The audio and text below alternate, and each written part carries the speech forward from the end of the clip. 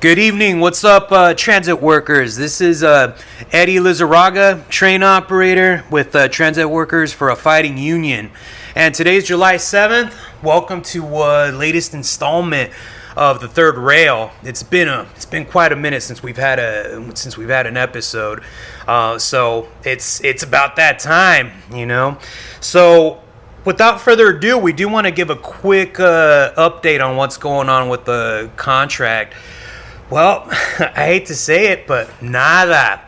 Chiarello put out a statement recently, and that was probably just done under pressure to make it seem like they're doing something. There was nothing particularly special about his statement. It's all what we always we're at war, right? Yeah, we're at war, right? But I mean, what's going on? It's like the usual that happens with every contract. They want more givebacks on what we contribute in terms of medical. I mean, it's on and on and on. There's no surprises there. But what's very obvious on the job is, for example, in RTO, we have a great ramping up of disciplinary actions going on. They're basically they got their marching orders to really put the pressure on us. So I think that was one very truthful statement that Chiarello put in there, but that's kind of standard operating procedure for the transit bosses. Yeah, it's standard operating procedure during contracts like this, and they're out for blood. MTA is definitely out for blood. We don't know what they're laying down, but they're not negotiating. Yeah. And Chiarello in the current Local 100 regime, he being the appointed president, they don't have any strategy. They certainly have no strategy of mobilizing the 38,000 plus members of our union that can shut down this entire city overnight. The power that we have right now with the for example, the World Cup going on, among other things, the leverage that's being squandered, and the anger that's out there of the workforce. I mean, and also in buses, I want to tell you that there's a lot of discipline going on. They're taking out very high seniority bus mechanics, catching people loafing on the job. They're taking prisoners, and they're out for blood. But we have a total lack of a fighting leadership, no authority, no. Obviously, they're doing the dirty work of the company by demobilizing the workforce, right? Yeah, absolutely. They're expecting that. We're supposed to expect that they're going to negotiate a decent contract. We haven't been told anything. Yeah. It's been months, right? Yeah, it's been months, but that's not it's our duty. We got to tell you what's going on right now, and we're certainly fighting it. We're involved with Transit Workers for a Just Contract, and please check us out. We'll put the link below on what we've been doing, leaflets we've put out. But we're going to try to keep the pressure going on. But the subject matter of this video is we want to go broad. As you all know, Transit Workers for a Fighting Union, we're from the very start, we've always portrayed ourselves as political people in this union. Political people as in we feel that what happens in the world, whether it's across the globe, has a direct impact on what happens here in New York City and in our fights against the bosses. So what I want to say first and foremost is that our government, well, not our government, the government, the U.S. government, is absolutely on a tear, and it's very frightening. Take a look at what happened on July 4th, what Trump was saying. His speech right there. Now he has conjured up that the enemy of America is communism. So this is nothing new, of course, growing up in America. That's old hat right there.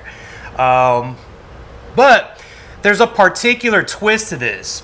There's two components to him arguing this, pronouncing this fight against communism. One is going to be the huge attack on civil liberties in this country in the name of fighting communism.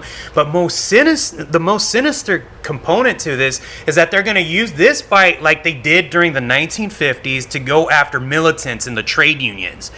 And mark my words, that is how it goes down. That's what that was all about, was to tame the trade unions, to cow them down. And I'm sorry, but what's happening right now, it's not like we're like some golden age of the 1950s and prosperity. This ship is going down.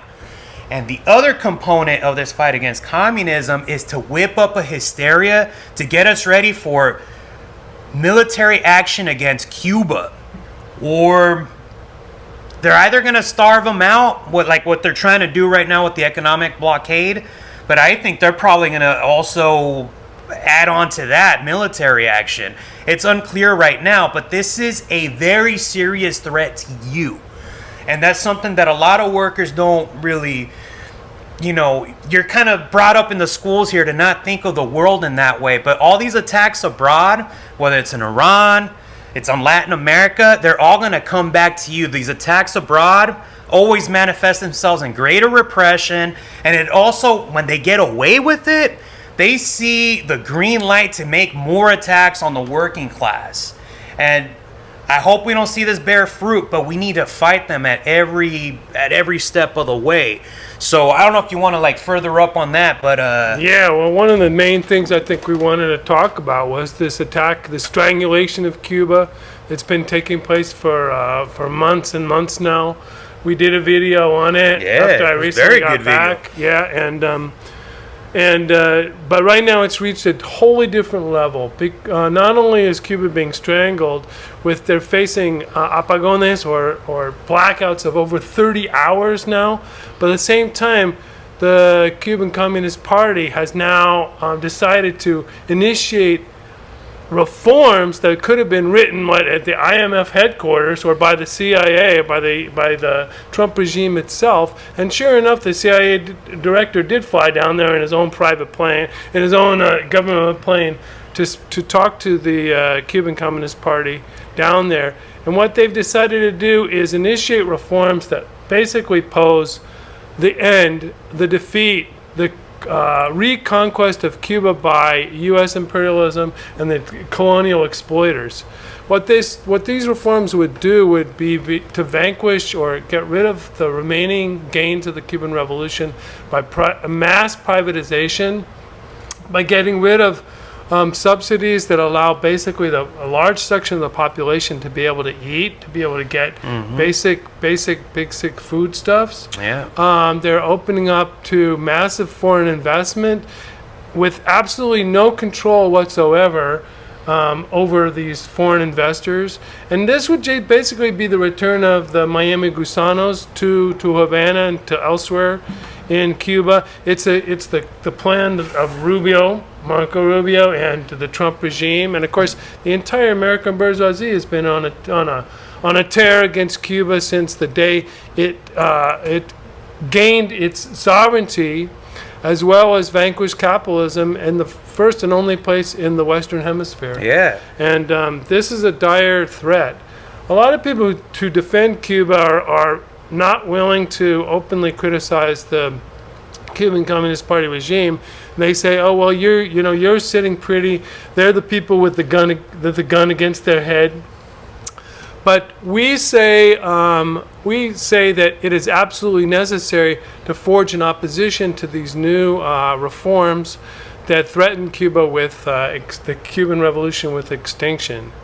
And it's a very dangerous period that we're in. And as Eddie said, if they win down there, if they retake Cuba, you can bet that the entire Latin America and the war will come home in more repression here at home against struggles for black rights, against struggles for immigrant rights, against struggles for the working class. The U.S. imperialism is declining and declining rapidly. And its fate, they're trying to reverse that fate. They're trying to restore their so-called golden age of U.S. imperialism by reindustrializing. That can only come at the expense, a massive expense, through massive exploitation and repression here at home. Yeah. And that means transit workers too. Yeah. One of the reasons why we don't have a contract is clearly because the government is fearful of an imminent economic collapse or problems, as well as they need to pay for their wars abroad. Yeah, absolutely. I'm glad you made that point. But I think when people look at the news, everybody, like on my job, they're always talking about like Trump setting the world on fire. But that's exactly the truth. I mean, they have to do this in order to try to salvage the wreckage that is the U.S. empire. But I just want to say flat out that the repercussions that this is going to have, and these are repercussions that you may not realize just this instance, but what it's going to mean for the rest of the Latin American and Caribbean masses, the English-speaking masses, is going to be very vast and huge. What this drive to destroy Cuba is about taming Latin America and subjugating it under the thumb of Yankee imperialism. And what that's going to mean is turning the entire continent, especially the Caribbean, into the Dominican Republic, essentially. And I'm not dissing the Dominican Republic, but I'm talking about someone whose roots are in Latin, like me, my roots are in Latin America. Like, the DR or places like Mexico are treated like they're just one giant brothel to be exploited so that Americans could go down there to spend cheap, screw cheap, and feel better about themselves while the world is just falling apart. Meanwhile, you're going to go back home, have no health care, have shitty wages. But this is all related, and it needs to be combated, not in the least because of the question of, just look where transit workers come from. A lot of us are from the Caribbean. A lot of us are from places like Jamaica, Haiti, Dominican Republic, Mexico, other parts of the Caribbean, which looked upon Cuba as one place where they knew it was under the thumb, they knew it was under the gun, but they also saw that they had free education for the masses, and excellent education at that. You even have people here in the United States that go to Cuba just to become doctors. Yeah. And then they sent doctors around the world. And a lot of times those are the best doctors within 1,000 miles. Everyone wanted to know, where's the Cuban doctor? You spoke about that. Oh, yeah, the last time, yeah. And Trump regime, he told a lot of these countries, well, you stop that program right away. And then imposed a massive petroleum, blockade of all petroleum products. But under these conditions, the response of the Cuban Communist Party with these reforms is giving up. It's actually giving up to U.S. imperialism. We believe there's a different way.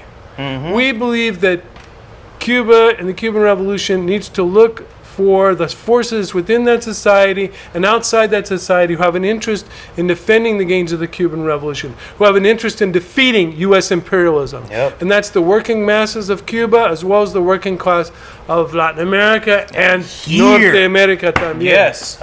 And what does that mean? Especially here. Look, Trump told Sheinbaum in Mexico, Trump told Lula in Brazil, these are both progressive regimes. Don't give Cuba any more oil. And guess what? They buckled under that threat. Yeah. The oil workers in Mexico, the work proletariat of Mexico and of Brazil and of Colombia and of Venezuela and of the United States need to fight to make sure that Cuba gets that oil that it desperately needs. First and foremost, say Pemex workers in the Yucatan and in the Gulf of Mexico, throughout Mexico, should put so much pressure on the Mexican regime, or they should do whatever they can to make sure that Cuba gets oil. Let's look at a place like, and the same is true for Brazil and other countries. Let's look at China. China is also not a capitalist country. China is a bureaucratically deformed worker state, a state that's overthrown capitalism, and because of that, it's been able to develop. Yep. The Chinese Communist Party, the Chinese working class, they should contribute, and we're sure that the Chinese working class would be willing to donate, hand over fist to help out their Cubans and brothers and sisters. Unfortunately, the Chinese Communist Party has held back the kind of aid, but they have the money, the resources, the engineers, the wealth to give Cuba everything that it needs to defend itself and to protect itself, to break that blockade. So we need to look, and within Cuba itself, there needs to be forged a left opposition. There is a different way. The way is, right now, for radical egalitarianism, to eliminate privileges. Now, my friends at Cuba, as we mentioned before, I was recently down there and met a whole number of people. I was there back in the 90s after the Soviet Union fell. My friends and acquaintances in Cuba tell me that they're completely, completely pissed off with the the whole way that the regime has enriched itself, has initiated reforms like currency reforms, opened up private businesses, which allow just one section of the Cuban society to benefit from their connections to people in the United States. Does it sound familiar? People? It sounds like a little familiar. bit like the way sellout union leaderships kind of function. You know, they carve their little You're absolutely arrangement with the bosses, and they get these benefits and screw everyone else. You know, and also they learn how to sell it. So the Cuban Communist Party under Diaz-Canel, they ended their 2-hour session to approve these reforms with the chant of socialism or death. You know, trying to paint this as like some sort of pathway to socialism and not actually a retreat. And it's not a retreat of the kind that Russia had under new economic policy. It's not a retreat of even the kind that Deng Xiaoping initiated in China with massive, introduction of capitalist reforms and marketization in Vietnam. Unfortunately, Cuba is like, this is the kind of retreat that is much more like what happened in the Soviet Union in the late 80s and 90s. Under perestroika reforms, it can lead very quickly to a complete overthrow of the Cuban Communist Party, a complete overthrow of the planned economy, and basically, like you talk about going back, you're talking about going back to the 1950s, where the mafia ran the show. That's what they're aiming for.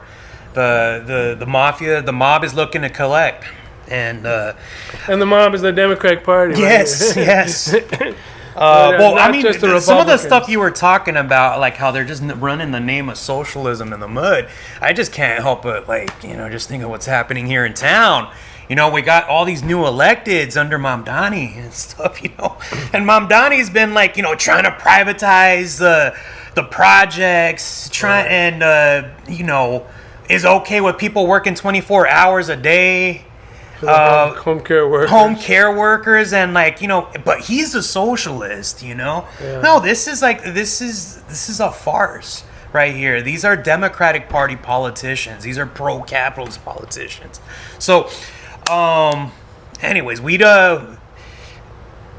I think we should try to conclude, because it's it's a lot of stuff to chew on, but the basic point is we defend Cuba, and we defend the gains of the Cuban Revolution, and we recently endorsed an upcoming demonstration that's going to take place on Friday the 17th of July at the Jose Marti statue in the south end of Central Park. That's at 59th and 6th, and the demonstration is going to take place at 6 p.m. and it's going to a gathering of all people in New York City who defend Cuba and defend the Cuban Revolution against U.S. imperialism. We know we have certain differences about how to go forward, how to defend the Cuban Revolution, what these reforms really mean. But everyone and anyone who defends Cuba against these ravages, and believe me, this is murder. This is literal murder taking place against the Cuban people. You cannot take and I just read in the New York Times today that liberal rag of anti-working class rag, which spoke of the Cuban their article, which is very powerful. It was a powerful article about how horrible things were, but they made the necessary point that I'm sure their editors told them, well, you have to condemn this all, put this all on the economic system that Cuba had, which is just grotesque. When basically you're well, no, what's funny is they talk about the weakness of communism, the failures of communism, yet they spend billions of dollars to strangle these economies. Yeah, exactly. What are they afraid of if it's so bad? Come on. Yeah, they got a neck around. They got a noose around the neck of this country, and they're saying, it's your own fault. It's your own fault. Yeah, it's your system's fault, because capitalism is such a happy, joyous place right now. Exactly. So we want everybody to come out to the demonstration. Yeah, absolutely. Just to conclude, They're trying to strangle one of the last beacons of hope, one of the last beacons of the Latin American Revolution, the fight for freedom, for sovereignty against the oppressor. You know, we hope to see you out there. You don't have to agree with our radical views, but if you want to fight against the bosses, if you want to fight against the abuses that are meted out against the poor, against the working class in this country, you got to stand up. You know, and you got to stand up for Cuba in this instance. This is a flashpoint right here in the fight, the good fight, the fight against U.S. imperialism. The world's biggest enemy of Yeah. progress, of human progress. Yeah. So transit workers, we'll see you there. Bring your friends and defend yourselves and defend Cuba. Yeah, y que viva Cuba, Que viva viva Puerto Cuba. Rico libre, Abajo con el bloqueo. abajo con el bloqueo. Aplastar el imperialismo yanqui. Exacto. Salud. Take care, guys.